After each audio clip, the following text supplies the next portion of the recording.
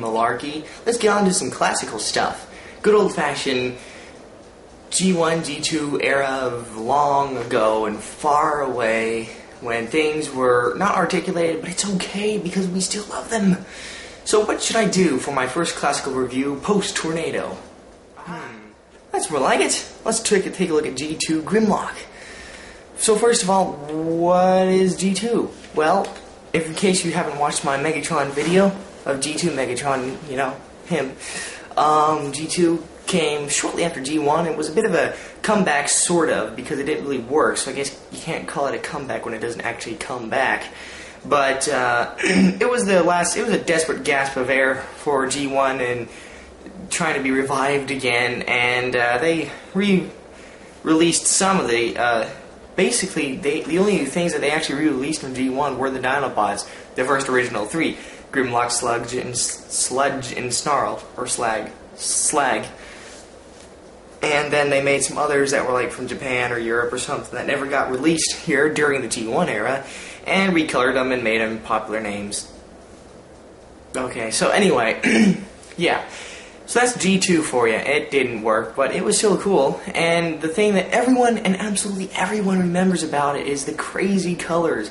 I mean, like neon pink and really weird green. Well, you saw the G2 Megatron, that neon green and really deep purple. What was with that? But yeah, it was still cool. It was insane. It was weird and it was short, but I still like it, kind of. I have a soft spot for it. And that's exactly why I want to review one of my favorite Dinobots, Grimlock, in an awesome blue color. So here's Grimlock in robot mode. And as you can see, he's actually one of the better robot modes of G1, of that G1 era. He looks fairly, you know, like he did in the TV show, and, you know, I like it actually. I actually do. It's got nice red underwear there and blue all over. It kind of looks like that going for the Superman look, but I'm not quite sure.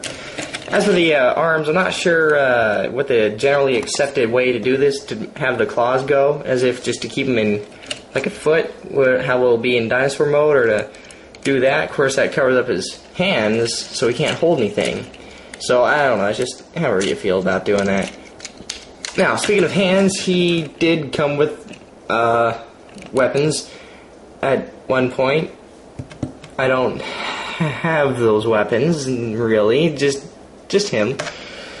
But that's okay, because no one cares, and, like, I mean, come on, how many times did you actually see him in robot mode in the show? Sure, a little bit in the first few episodes he was, but the rest of the time, it was just in the dinosaur. Just dinosaur, that's it. Who cares? So, shut up. We're moving on. No weapons, but he would come with a sword and a gun, and I'm not sure what else, but, you know, you get the basic idea. So on the back, you can see, yes, he's got kibble, but not really that much compared to some of the other Dinobots, and for back then, it really wasn't that much. So this was definitely a top-rate Transformer for his time, and you can tell. But it does make him a bit top-heavy, as he kind of wants to lean back a little. But thank goodness for these giant rescue hero feet. I mean, look at these things; they're enormous. And just in case you forgot, he's an Autobot. So yeah. Total retro look to him, but you just gotta love this classic bit of design, just the whole thing. And on his chest here, I'm not sure if there was an Autobot sticker that was supposed to go there or not, but you can see that shiny little bit up there. That's pretty cool. Right up there. And then, of course, you got the shiny gold chrome all over. That's really, really classic there. And you got a bit of die-cast on him too, which also helps to give you the well, gives you the thought that there's actually something in your hand. Sorry, I kind of butchered that sentence up. Anyway, so, now, taking a look at that robot head up there, yeah, looks pretty good, actually. Unlike animated Grimlock, he doesn't have the underbite, which I don't think he did in the TV show either, so, it's cartoon accurate as far as I can tell. But I would have actually liked to have seen that underbite. It's just something I've come to expect from a Grimlock. But, that's okay. It's cartoon accurate, and that's all that really matters. I like that black head, that dark jet black head, and the ruby red eyes. Really cool there. Love it all over. Now, a problem is that he gets kind of lanky here in the middle with these really thin legs, but with these giant feet, the giant upper torso, it isn't really that noticeable because he's just so girthy otherwise. I mean, he's got so much presence. He can just, come up to you and whomp you over the head and you're dead in like a second. So, definitely an awesome robot mode, especially for G1. So I gotta say, the robot mode really does work on this guy. I mean, it's just great. It's not only classic, but it actually kind of works too, and it's nice to look at. He's a bit top heavy, but not too much because he's got these enormous big boots on the end of his legs. So yeah, it's great. But now, what about the alt mode, which is what everyone remembers about Grimlock? What made them so cool, because he turns into a robotic dinosaur. And explain to me how that's a disguise, but it's still a robotic dinosaur. So don't talk bad. And here we go, Grimlock in blue. Transformation on this guy is absolutely a blast. I mean, it's just so fun. It's just so old-fashioned and retro, but I gotta love it, It takes you back to the days when you could have an awesome robot mode and an awesome alt mode, and just in a matter of seconds, you could just come up with this awesome transformation. It's fun, too. It's not all fiddly, just messing around with it. Sorry, I'm in a bad mood because I just transformed movie Ironhide a minute ago. But that's for a later story. So yeah, let's take a look at this old-fashioned Grimlock here.